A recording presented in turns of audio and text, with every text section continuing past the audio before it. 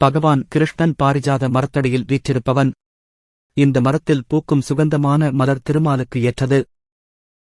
இப்பூக்களை மரத்திலிருந்து கொய்து இறைவனுக்குச் சூட்டக்கூடாது என்றும் சொல்கிறார்கள். இந்த மரத்தில் இருந்து பூக்கும் மலர்கள் இனிய மணம் வீசும் தன்மை கொண்டவை. பவளமல்லிக்கு மற்றொரு பெயர் பாரிஜாதம். அதாவது 40 வகையான கோட்டுப்பூ வகைகளில் பவளமல்லியும் ஒன்று. இந்த மரம் முன்னிரவில் பூத்து மணம் வீசி சூரிய உதயத்துக்கு முன்பே மண்ணில் உதிர்ந்துவிடும்.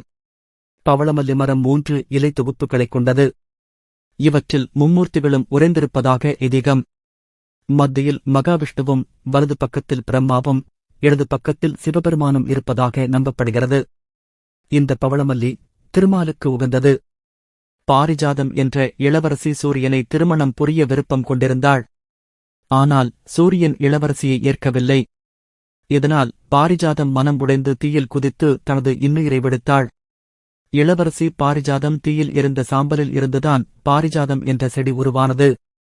சூரியன் பாரிஜாதத்தை ஏற்றுக்கொள்ளவில்லை என்பதால் இந்த செடி பகலில் சூரியனை பார்த்து பூப்பதைத் தவிர்த்து இரவில் மட்டுமே பூத்துக் குலுங்குகிறது. இதனால்தான் இதனை வருந்தும் மரம் என்றும் அழைப்பார்கள்.